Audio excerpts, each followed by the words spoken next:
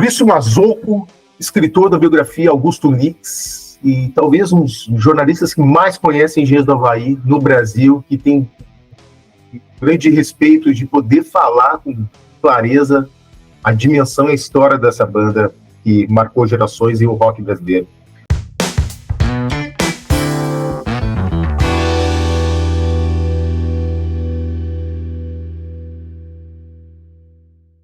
Fala, gurizada, beleza? Estamos aqui na Badigi, uma das mais conceituadas lojas de roupas no Rio Grande do Sul, situada em Sapucaí do Sul, que fica na região metropolitana de Porto Alegre. E estamos aqui, aí ó, curtindo todas as belezas de camisetas de rock aqui, que você pode encontrar de tudo.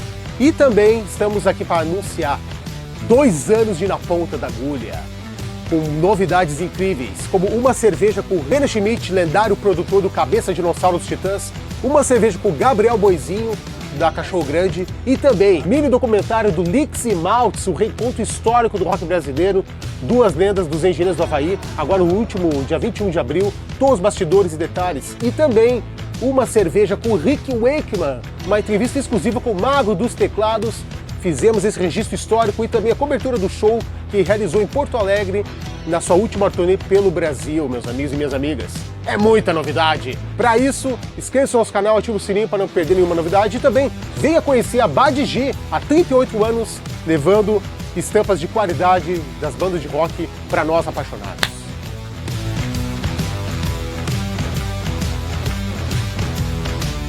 A melhor banda, inclusive acima dos Estrangeiros, é mole? E ontem eles arrebentaram.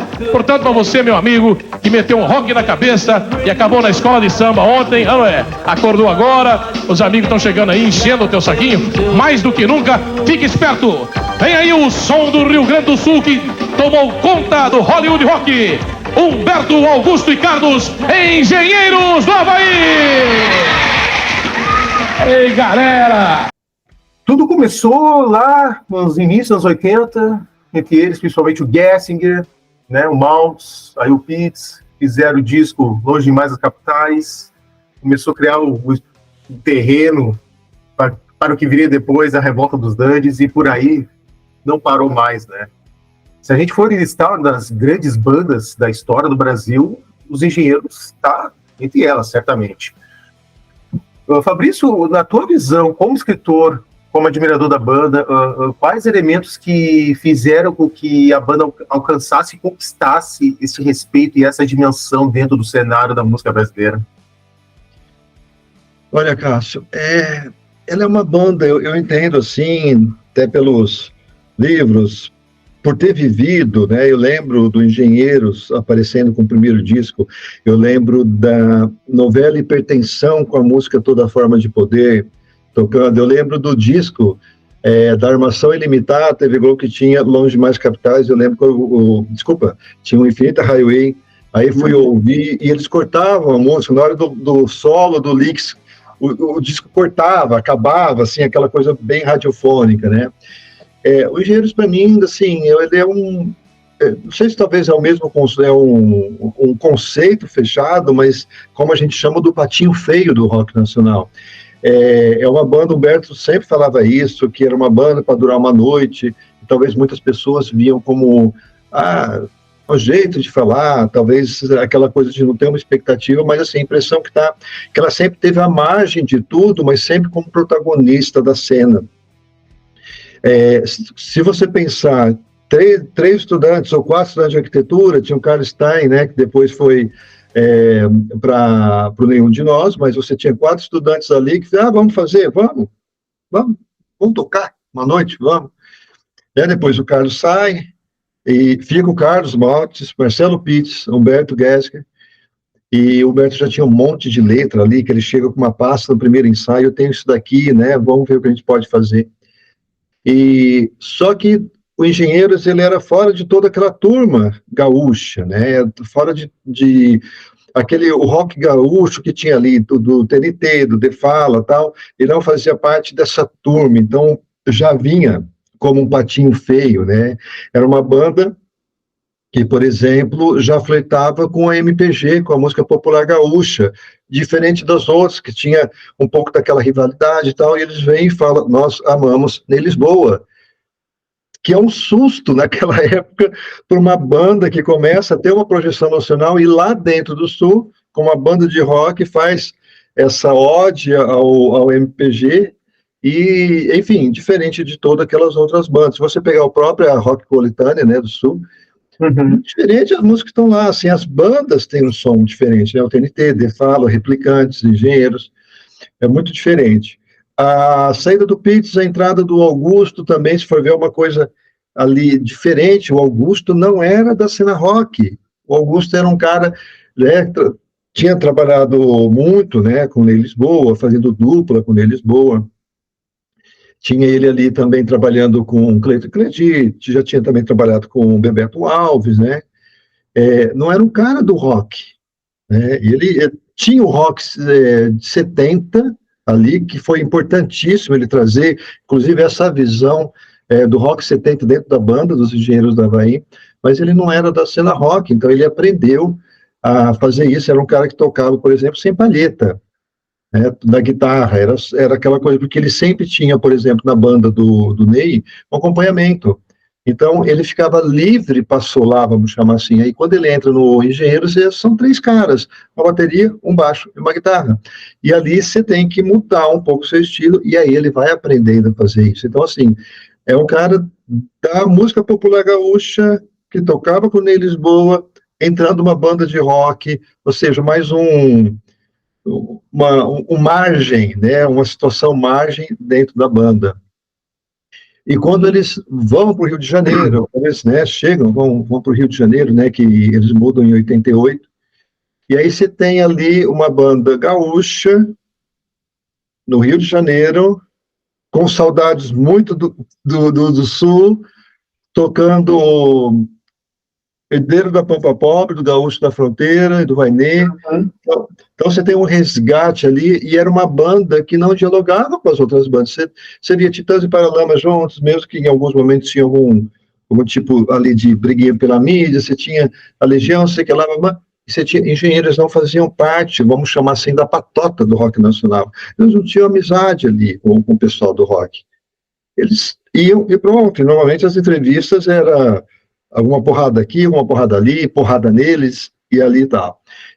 Então isso talvez, e os críticos malhando, né, não vamos esquecer, e quando a gente fala de críticos malhando, a gente precisa lembrar, assim, que não eram todos os críticos, né, eu tinha essa visão, até porque eu acompanhava principalmente 2 veículos de comunicação, que era a BIS e a Folha de São Paulo, acompanhava, que eu digo, de chegar e procurar matéria mesmo, né, meu pai assinava o Folha de São Paulo, então eu ficava maluco para quando tinha disco novo dos Engenheiros para poder ver a crítica. Mas assim, eram esses 2 veículos que tratavam aos Engenheiros, ou que fazia críticas pesadas aos Engenheiros. Os outros não, se pegar Jamari França, do Jornal do Brasil, era um cara que falava super bem, o Arthur da Pieve, você tinha um pessoal muito, Arthur da Pieve era um cara que ia nos shows do Engenheiro, não era um cara que ficava sentado atrás de uma máquina de escrever ou de um computador, e ali descendo além, ele ia e fazia assim uma boa crítica. Então, quando a gente fala de crítica, eram principalmente esses 2 veículos aí que né, a BIS e a Folha de São Paulo. E aí, mesmo com tudo isso, não faziam parte de patota, não eram amigos de banda, não vinham do eixo Rio-São Paulo, nem de Brasília, enfim, tinha tudo para dar errado, vamos pôr assim, né?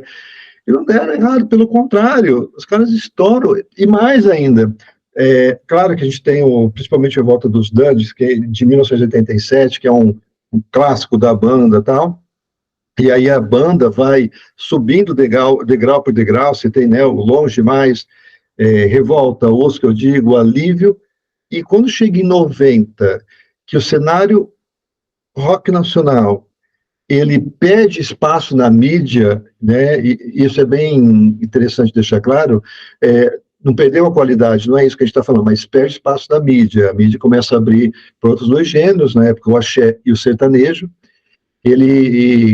quando essas bandas começam a se retrair, vamos por assim, a gente está falando, né, do disco do Paralamas, estamos falando um pouco do Titanomaquia, do Titãs, do Paralamas. Até essas bandas estavam assim, né? Já embaixo, nos anos 90. Os Grãos, a própria Legião Urbana com 5, já não era mais o 4 Estações. Então você tem ali um declínio. Você tinha o Engenheiro subindo com o disco Papé Pop, vendendo 250 mil cópias, disco de platina. Então, até nisso, o patinho feio, vamos chamar assim, ou estar à margem, a banda tinha, porque ela estoura no momento que as outras bandas estavam em processo, não vou chamar de decadência, pelo amor de Deus, adoro os Grãos do Paralamas, adoro o Titanomaquia, mas o período que não se vendeu ou não se apareceu tanto em rádio e televisão como aconteceu nos anos 86, 87, 88, por exemplo, né? E os Engenheiros passa, eu lembro de assistir o Faustão, de praticamente em 3 meses, ter 3 vezes os Engenheiros do Faustão. E aí eu lembro que até o Faustão brincava, eles são sócios daqui. E parecia mesmo, até porque eles sempre estavam ali, né?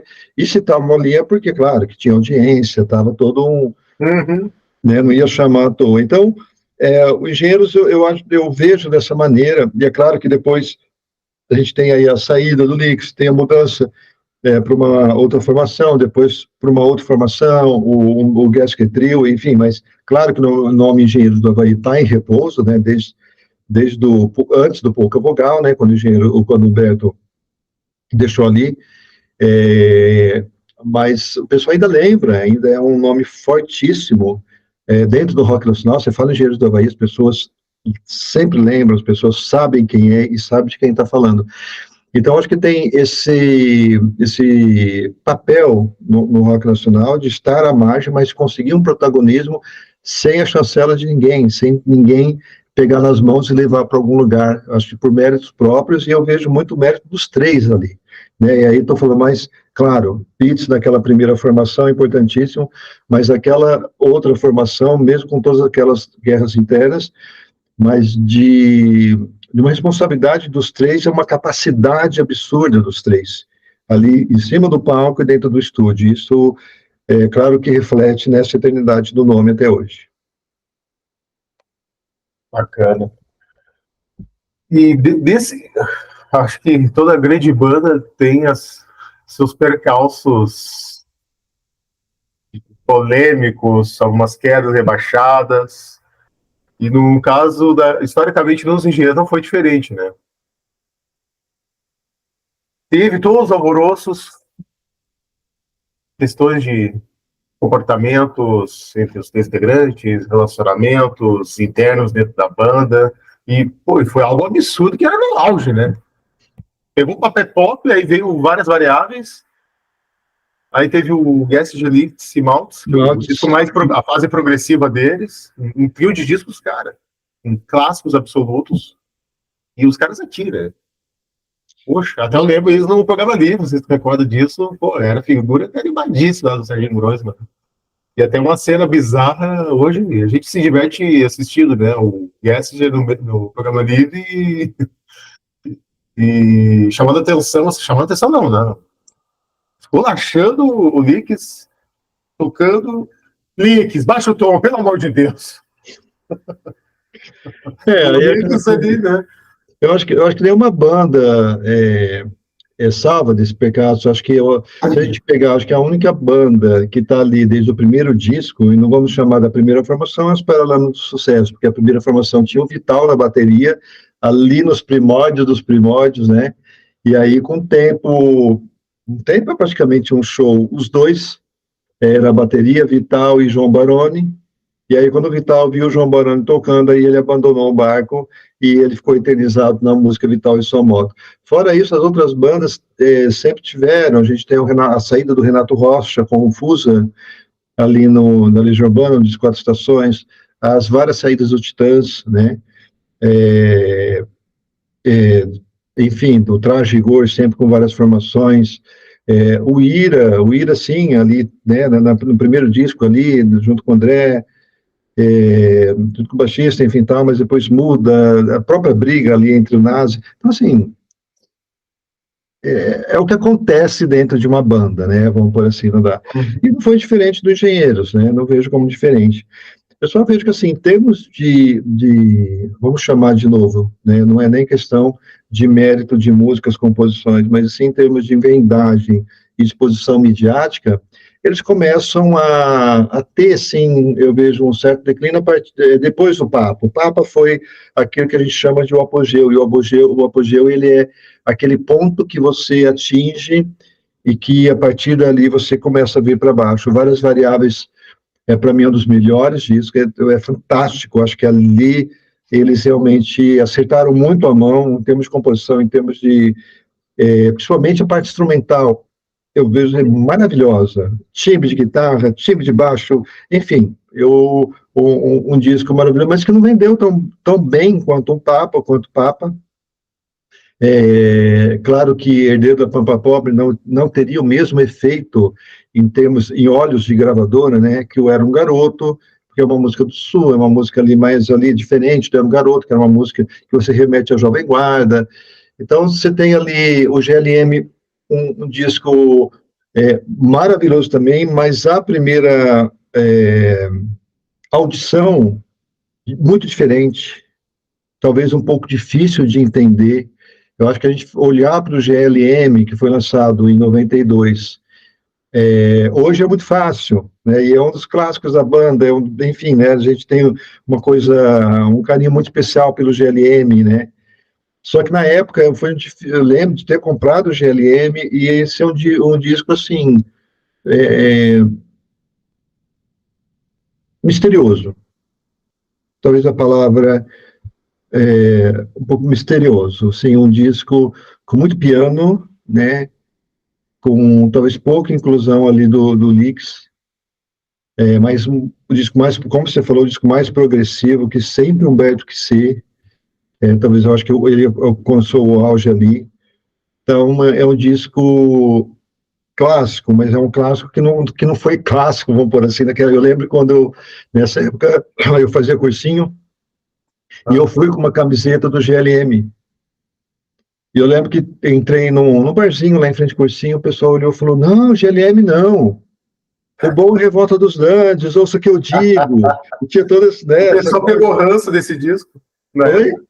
Algum período, o pessoal pegou ranço desse disco. Então, porque aquilo, não sei, eu acho que talvez isso é um pouco, não sei se isso é do brasileiro, ou isso é do ser humano geral, de você dar parece fazer você gostar mais daquilo que passou, né? Você não entender muito aquilo que está acontecendo.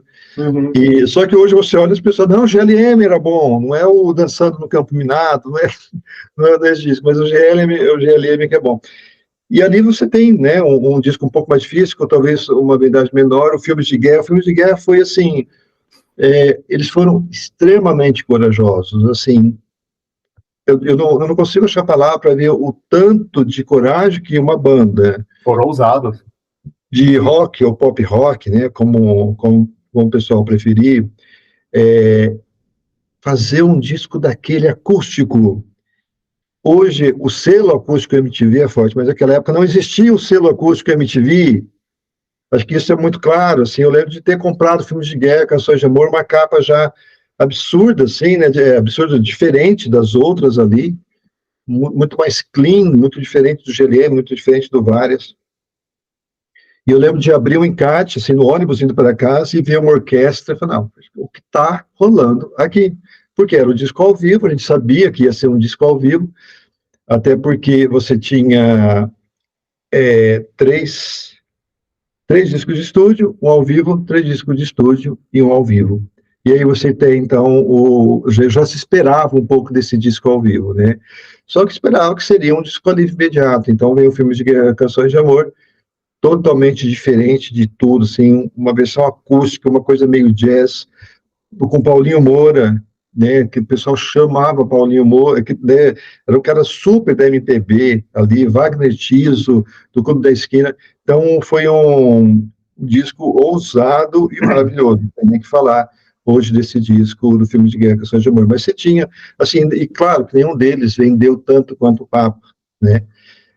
Talvez a própria participação deles no Hollywood Rock de 92, janeiro de 92, onde eles sofreram com o pessoal jogando coisas deles, jogando barro, estão falando da noite do Nirvana, né? Naquela noite teve o Nirvana, o El Seva, uma noite pesadíssima, e colocaram os engenheiros lá.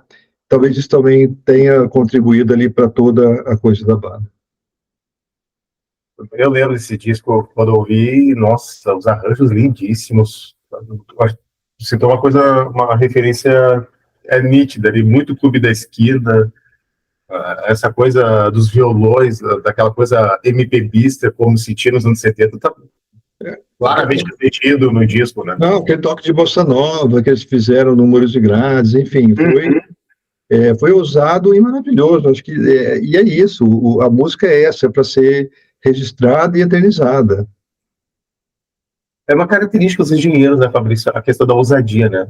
Sempre foram ousados, colocaram um cara que não é do rock, pegar os discos... Não eram da turma do rock, não eram da turma do cenário, é todo mundo ousadia. Não se migraram para o New Wave, aquela tecladeira toda, como se tinha no início dos Titãs, e todas as outras bandas oitentistas, os engenheiros sempre mantiveram aquele som pós-punk cru de início, isso que tiveram, né?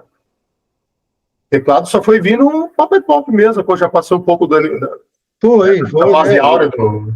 o piano, assim, surge nesse período. O Augusto já traz o teclado, né, no Revolta dos Dantes, ele tinha um tecladinho ali que ele trazia, mas se torna como mas é mais para algum outro solinho ali, que tinha, né, no Revolta dos Dantes 1, Revolta dos Dantes 2, que ele, né, o 1, né, mais que ele fazia ali. A Verdade é Ver Navios, ele também colocava no show ao vivo, mas aí no Papa começa a ter, né, o Humberto ali. Eu conto, inclusive, no Enigmas do Rock, né, que o piano do Papa é Pop do disco, quem gravou foi o Augusto. Aquela parte de cordas, quem gravou foi o Humberto. No show, era trocado. Aí o Humberto fazia parte do piano e o Augusto fazia parte de cordas. Na sua visão, o que se refletiu a chegar o desmanche desse trio lá na metade dos anos 90, na sua visão? Olha, e aí eu vou partir um pouco daquilo que a gente, né, você falou do livro ali, que eu e a Silvia Remazo fizemos, né, e autoria minha e dela, sempre lembrando isso, e um pouco assim do que a gente ouviu, e aí depois um pouco acho que do que eu acho.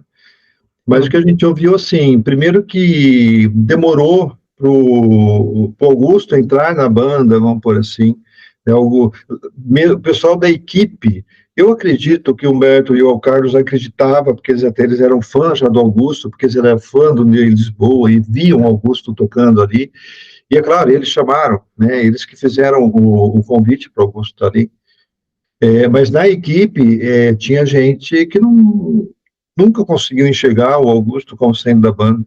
E isso mesmo quando a gente fez o livro, 2016, 2017, algumas pessoas que a gente entrevistou dessa época falavam a mesma coisa, da equipe, tá? Não estava falando nem do Humberto, nem do Maltz.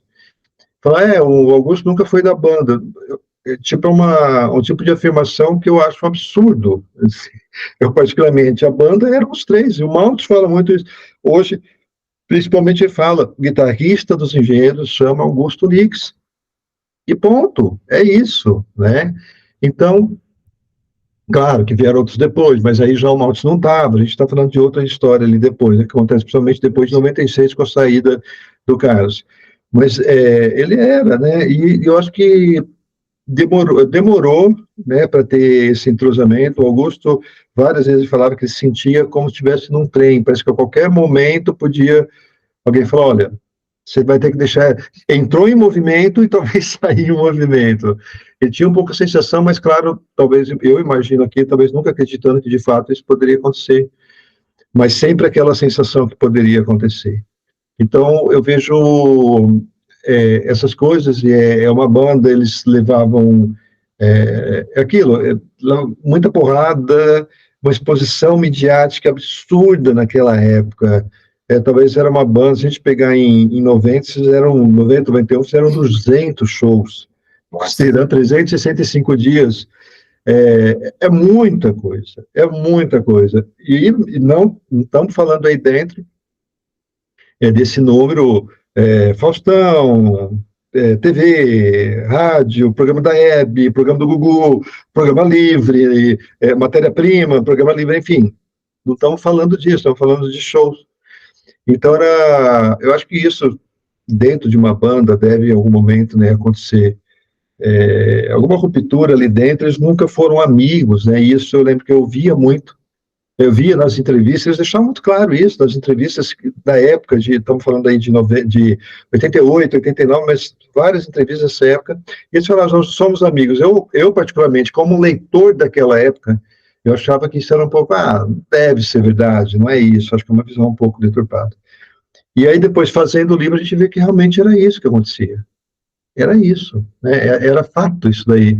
Eles não eram amigos, nunca foram tomar um café. Totalmente profissional. Profissional, justamente, nunca foi tomar... Não tinha pra ser, vamos tomar uma cerveja depois, vamos ser com as nossas mulheres. Ali e tal.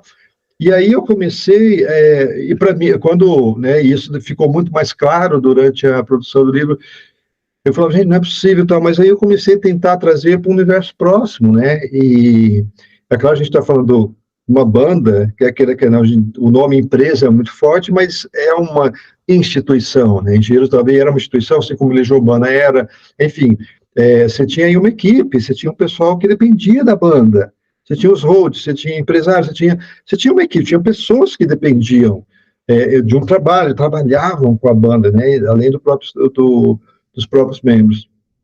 E aí eu tentava trazer para uma realidade próxima, e eu pensava, falei, caramba, né? A gente tem isso, né? No próprio serviço, nosso próprio trabalho, tem aquela pessoa que você nunca chamou para tomar um café e talvez que você não queira nunca chamar. Só que assim, aí alguém pode falar, mas uma comparação muito absurda. Cara, não é uma comparação absurda, é que a gente via eles na TV, parecia aquela coisa meio novos baianos, deve morar junto, deve dividir o mesmo teto, deve jogar bola junto, tal. E não, era um trabalho ali, né? Os três fazendo o melhor de cada um. Então, e essas diferenças, sempre os três foram muito diferentes, eu acho que é o que mais prevaleceu na banda, no sentido de diferenciar das outras bandas e levar Engenheiros aonde chegou. Essa diferença que eles tinham no palco era uma sinergia, e eu não sei se a diferença causava essa sinergia, que era um absurdo, era um absurdo. Eu comecei a ficar realmente apaixonado quando eu vi a primeira vez eles no palco, de poder não acreditar que aqueles três ali... Eu lembro que eu procurava com os olhos, a primeira vez que eu fui no show dos três, eu falei, não, deve ter algum guitarrista ali no fundo, não é possível, deve ter algum guitarrista ali no fundo, porque era um som cheio, era um som inteiro. Eu tinha ido no show do Titãs, o 8 no palco, eu tinha ido no show dos Paralamas, o 7 no palco, que a gente está falando dos três, mas o Joãozinho Fera, né, o Demetrio, o pessoal que fazia o sopro, e o som cheio, e aí você vai no jeito e fala, 3, vai faltar, e não faltava, aquele show... Eles assumiam toda a produção sonora em cima do palco,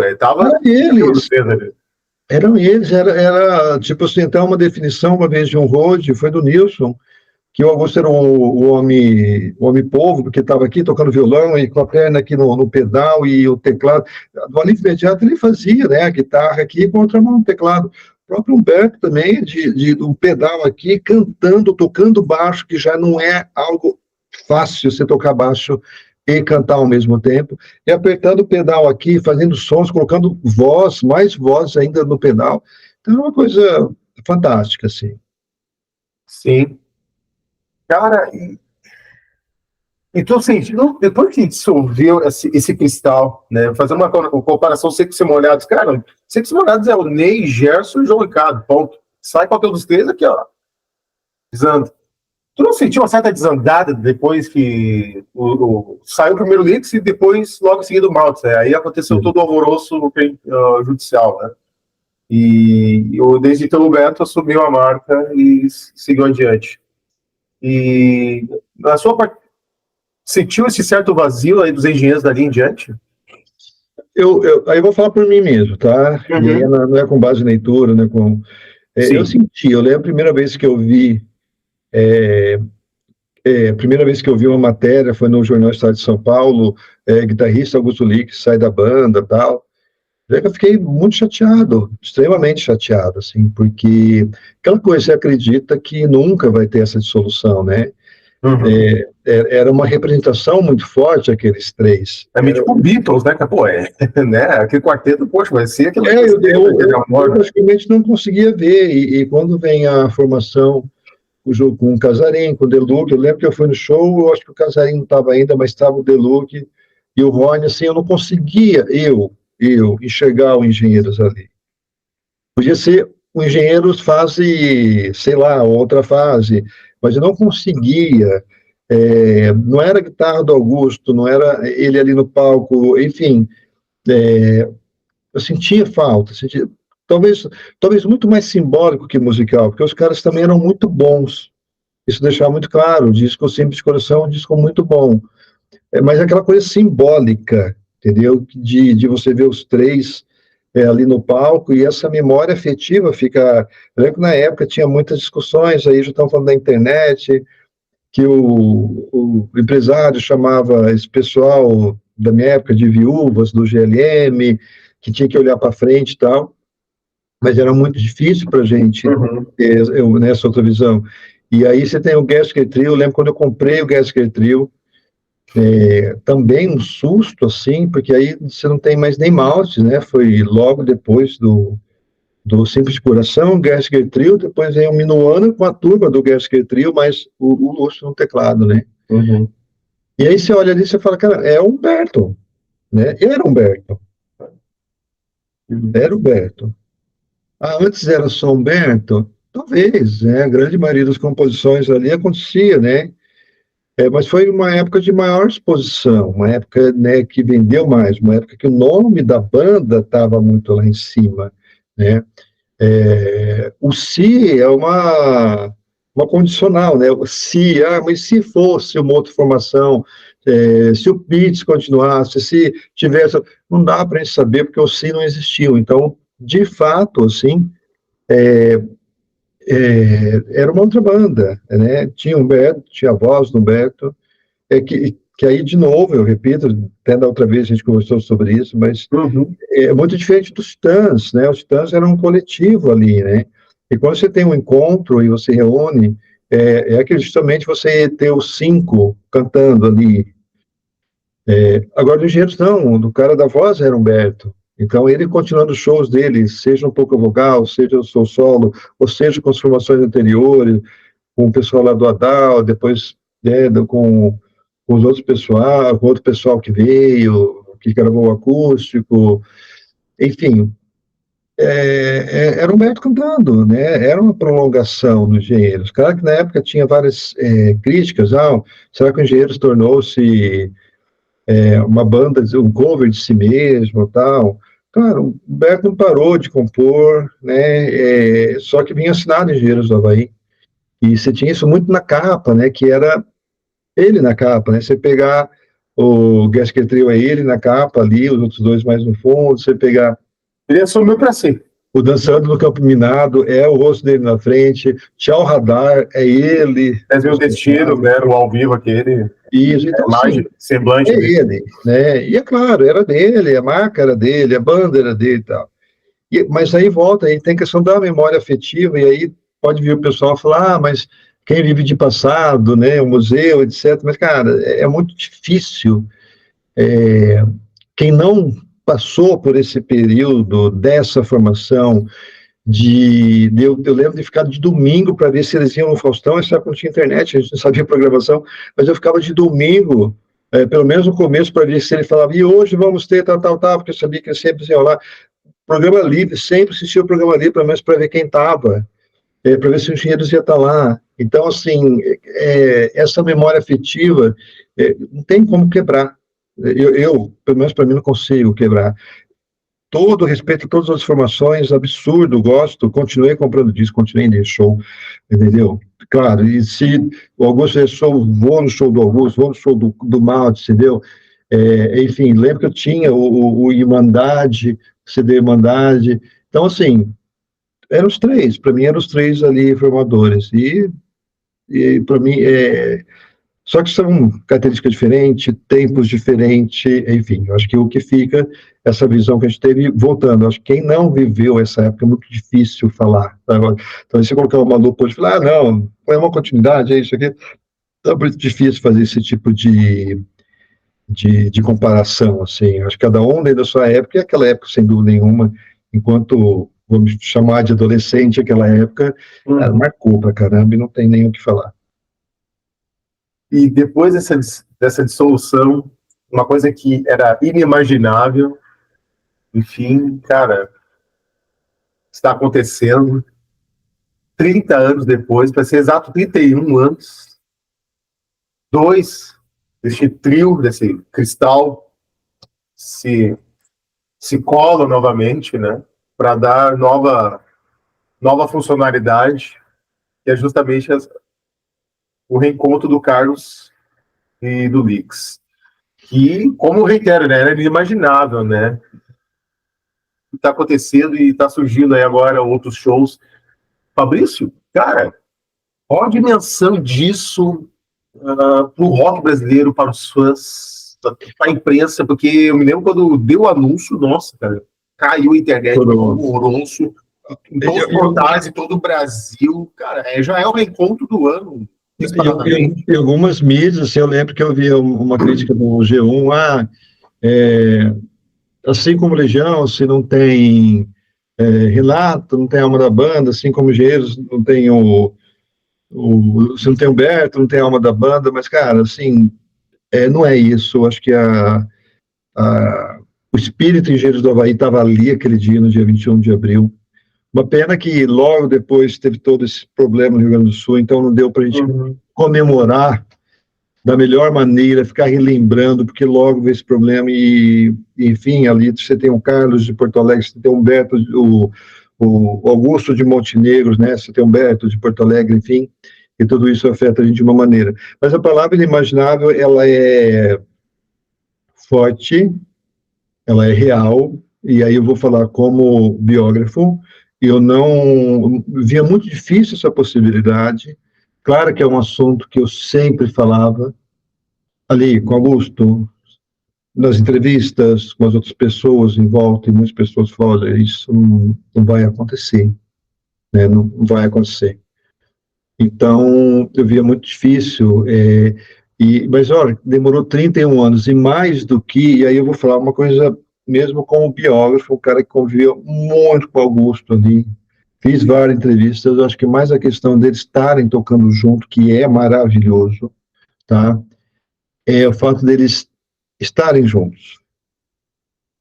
O fato deles se encontrarem, o fato deles apertarem as mãos, o fato deles darem um abraço, o fato deles tirarem fotos juntos, tudo isso, se eles nem tocassem, não vamos tocar, vamos nos encontrar, tomar um café, vamos tirar foto. Cara, para mim, como biógrafo, já estaria comemorando, pulando em cima de uma mesa aqui, porque, cara, eu li o processo. Eu acho que uma das partes mais difíceis do livro foi ler o processo da marca. Cara, é triste, extremamente, não recomendo, aquela coisa, não recomendo. É pesado. É pesado por tudo aquilo que se falava das matérias ali publicadas e muito com a cara do Maltes, né? E é claro que você já falou, já passou, olho para frente, talvez, né, voltar tudo isso, mas não tem como não responder a sua pergunta daquela parte para chegar aqui nos 31 anos depois.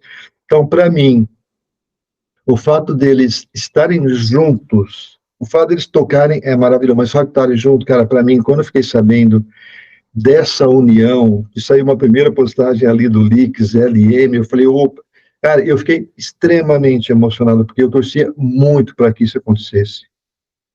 Voltando, não somente para que eles tocassem, mas que eles, em algum momento, eu espero isso ainda, por parte, não é que eu espero, eu gostaria muito, né, que isso acontecesse também com o Humberto, deles chegarem um dia, chegar e tomar um café, entendeu? E falar, cara, esquece, vamos dar um abraço coletivo e pronto. Sabe, isso, porque eu via muita mágoa, todos os lados ali.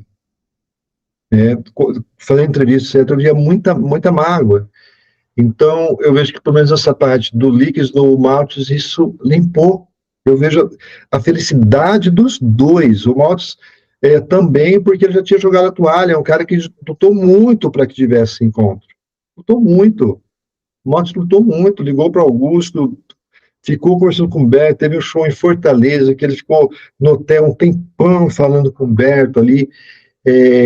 Chegou uma hora e falou, cara, desisto. Teve não lembro o ano certo agora, ele falou, esse ano eu quero fazer os três tocarem junto. E aí, quando ele tinha desistido, ele falou, talvez na próxima encarnação, tal, e aí vem e os três, e os dois, né, tocam. Cara, não tem como mensurar. E, de novo, a memória afetiva, tá? Foi mídia para todos os lados, isso é maravilhoso. Eu acho que os dois precisam, não que eles precisam, mas merecem isso. Não é que eles precisam, eles merecem isso. Mas, assim, pra gente que viu esses caras em cima de um palco, que o Sandro fez ali, e aí o engenheiro desse reencontro, como o próprio Maltes falou, cara, que ele conseguiu, parece que de uma maneira muito de escadinha, eu não sei se ele tinha planejado, na verdade, o Sandro, mas, tipo, de ir lá tocar com o Carlos, aí toca com o Pitts, aí toca com o Leaks, aí chega uma hora, e se a gente der com o Júlio Renina, que tinha feito a participação no Revolta, e se der uma costuradinha nesses dois, aí o cara vai lá e costura os dois para tocar. Então, assim, né, um grande mérito ali do Santo, e que para fãs, de novo, memória afetiva, nós ver aqueles dois no palco. É maravilhoso. É fantástico, assim, é uma coisa fantástica. Acho que não tem nem palavras para falar. Eu acho que realmente foi o reencontro do ano, que para nós, da banda, é o reencontro do ano. Provavelmente, se uma outra banda fizer algum reencontro, vai ser para eles. Mas, cara, a gente está pouco ligando com a opinião dos outros ou não, se não dão importância para isso, mas nós que vivemos isso, nós ficamos em cima disso. E era a maneira que eu gostaria, de repente, no momento de estar terminando o livro, olha, esse reencontro, tal, naquela época. Vai pelo Augusto Leaks, parte 2, Contrapontos, parte 2. Mas naquela, eu falava, gente, nossa, podia acontecer alguma coisa ali. Lembro uma vez, acho que quando eu conversei com o Leaks, ele tinha falado que tinha mandado um recado para o Maltes, né, a questão que o Maltes tinha passado aquela cirurgia. E, caramba, né, já é um passo ali, né? E falei, pô, podia, mas, assim, pro livro, naquele momento não aconteceu, mas que bom que aconteceu depois, Eu vejo com muito bons olhos, acho que é uma estrada aí que eles têm que fazer, e pela felicidade, eu acho que principalmente dos dois, pelo bem-estar dos dois ali, é maravilhoso. Uma particularidade, assim, eu vou compartilhar a minha visão aqui como um apaixonado de música, pesquisador. Eu percebo o novo Augusto Leaks a partir do Contrapontos. Tirou aquele peso nas costas, abriu o peito musical e pessoal dele, estar aberto com as pessoas, pegar as entrevistas que era Leaks no passado de agora, são dois Leaks completamente diferentes do outro. O Leaks daquele jeito dele, calmo, cansa pra gente, quando ele conversa com nós, mas você percebe um Leaks mais aberto para todas as coisas, e de repente isso acabou contribuindo também para uma aceitação deste reencontro. Você não acha disso? Cara, eu fui convencido a isso. Na verdade, eu queria enxergar dessa maneira, porque isso a gente já falou em várias, né, entrevistas, tanto eu quanto o Silvio, a gente demorou anos, assim, para ter entrevista com o Leaks. O livro quando primeira vez, ali em 2012, estive com ele, ele falou, cara, pode fazer o meu livro, mas eu não vou falar. Né? Então, assim, a postura dele depois mudando, e aí, né, claro que depois que ele, conversamos lá em São Paulo, abriu uma porta, e eu passei a ver um Leaks muito diferente do começo do livro para o final do livro.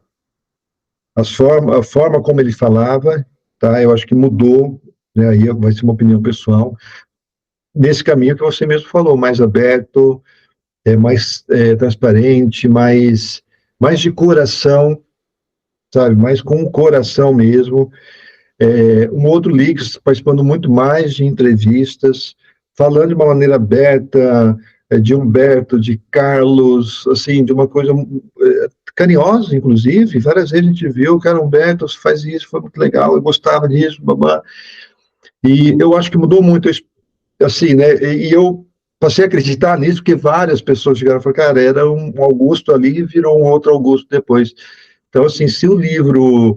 Claro que o objetivo principal era deixar registrada a história do Augusto, como eu falei outra vez, eu imagino que seja o único guitarrista do Brasil que tem uma biografia própria, né, dele. Tem o Vander Tafo, tem, mas é uma coisa mais que a irmã dele fez, uma coisa mais de lembrança, mas de sair de uma produtora, tal, acho que mais o Augusto. E, cara, isso contribuiu para deixar ele, né, dessa maneira, mais aberto, mais... inclusive, propiciando esse encontro que ocorreu no dia 21 de abril, cara, eu fico extremamente contente, assim, que era isso, acho que buscava também. Então, muito feliz que isso, né, se de alguma forma, eu e a Silvia contribuímos para isso, pô, a gente fica extremamente satisfeito. Que bacana. E coincidências ou não, mas ao mesmo tempo dessas novas conexões, o Maltz também acabou moldando disso, né? Desde a participação dele no Acústico MTV e tal, e outras participações junto com o Beto, e citou muito bem, o Sandro Trindade teve essa importância de fazer essa curadoria histórica da obra dos engenheiros, circulando pelo Rio Grande do Sul e outras cidades brasileiras, participações entre o Lix e o Maltz, foi alimentando, ressurgindo e disso tudo. O Maltz também se refletiu nesse comportamento, né? Ao decorrer do mini documentário, as pessoas irão ver o Maltz ali solto e o Lix também numa conexão assim, é como se não tivesse acabado a banda, sabe? Eu vou um pezinho além. Eu acho que se pegar, acho que o semblante ali deles, claro que 90, né, quando terminou a banda 93, ali estava muito pesado. Mas vamos pegar na época do Papa, tal. Cara, a felicidade deles, assim, eu acho que é mais isso. Você vê o Maltz feliz na bateria, feliz. Nos clipes também, que você vê Lix se divertiu também. Tocando. E aí, de novo, você vê os arranjos, isso acho que foi maravilhoso também do samba, os arranjos, de novo a memória afetiva. Você vê o Maltz fazendo a bateria daquela época, você vê o Augusto fazendo a guitarra daquela época, fazer a versão do refrão de bolero, tocando aquele bolero que foi no final da Tour do Papa, entrando no final na Tour do Várias. Cara, assim, para gente que viu isso ao vivo e rever essa guitarra do Lix fazendo isso, cara, assim, é uma volta para o passado, mas aquela de você encontrar aquele ponto da felicidade, que é algum ponto, né? Nossa vida tem vários pontos de felicidade, e você conseguir resgatar esse ponto, porque foi um momento que você estava ali no meio daquela plateia, e eles lá em cima, o cara fazendo isso. E aí você vê isso acontecendo de novo. Toda forma de poder, aquela que tem a guitarra do Lix e o baixo, né, do Sandro, cara, era aquilo que eles faziam. Então, foi muito legal, acho que foi... O repertório, tudo ali foi muito bacana mesmo. E é tão fácil ir adiante e esquecer a coisa toda.